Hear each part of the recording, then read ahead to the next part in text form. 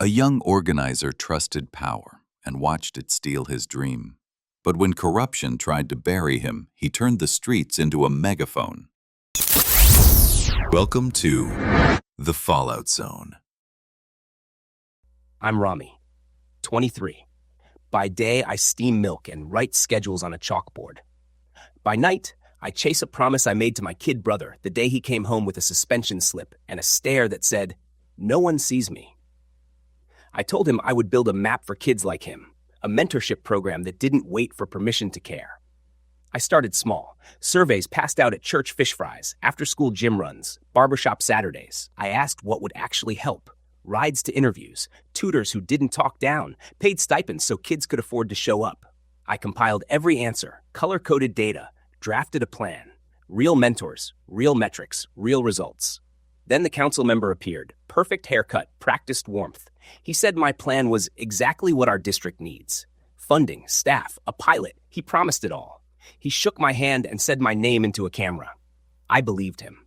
So I sent everything, surveys, curriculum, rollout calendar, even the logo a local team designed. Weeks later, I saw the press release. New initiative, new name, same paragraphs I had written, scrubbed of me. They called it Future Forward. I called it a theft dressed as progress. I went to the launch. A DJ played clean radio hits. There were matching t-shirts, a pop-up banner, and 3 TV cameras. The council member cut a ribbon and promised mentors in every neighborhood. No mentors were on stage. No schedule. No budget beyond a vague figure that sounded big and meant nothing. It was a campaign video with balloons. Hurt is a small word for what burned through me. This wasn't just my work. It was my brother's lifeline.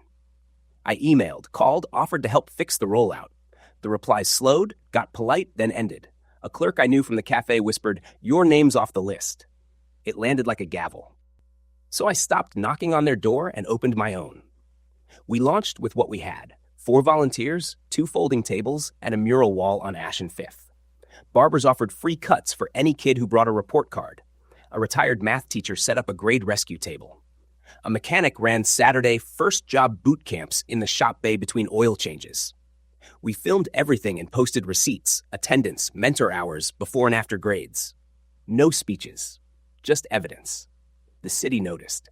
Comments piled up under the council members' glossy videos. Where are the mentors? Why is Rami not credited? Our clips hit For You pages that never cared about City Hall. People donated snacks, notebooks, bus passes. A muralist painted a 10-foot truth on brick. This is our future. Youth signed their names in the background like witnesses. One Saturday, a quiet kid hovered on the edge of our circle. He wore a hoodie even in the heat. When everyone left, he said, "I'm Amir. I think I can help." His edits on our next video were clean and ruthless. Split-screen receipts, timelines, promises versus outcomes.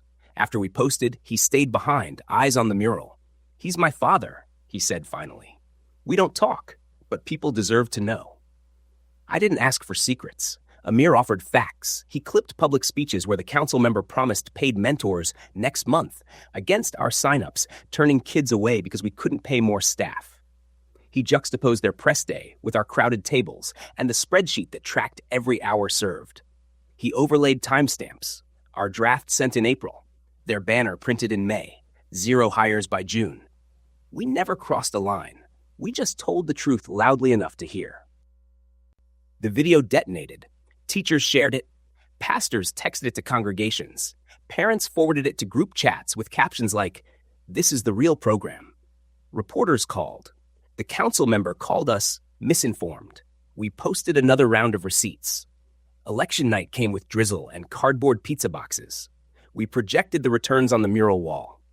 When the concession speech hit, there wasn't cheering, just a long exhale across the crowd, the sound a community makes when a weight leaves the room. A nonprofit director walked up to me in the streetlight glow and said, "We'll fund the stipends, expand your mentor pool, and keep your metrics. Stay in charge of the vision." That's the offer I'd hoped a public servant would make. It found me anyway. I'm proud, but I'm not naive. Power loves a camera. It will always try to claim the work when the lights turn on. So we built something harder to steal. A habit of showing up, a ledger of hours and names, a wall of signatures that says this city raised itself. My brother stops by sometimes, taller now, more sure. He runs the first job boot camp check-in table, asks kids for resumes, laughs when they hand him crumpled papers, and says, "We'll fix it." He knows what I learned the hard way. Real change doesn't come from permission. It comes from persistence. We still brew coffee in the mornings. At night, we measure progress in futures, if not press releases. And if power tries to steal the spotlight again, we'll do what we did before. We'll make our own stage. Thank you for watching The Fallout Zone. Please don't forget to like and subscribe. See you next time.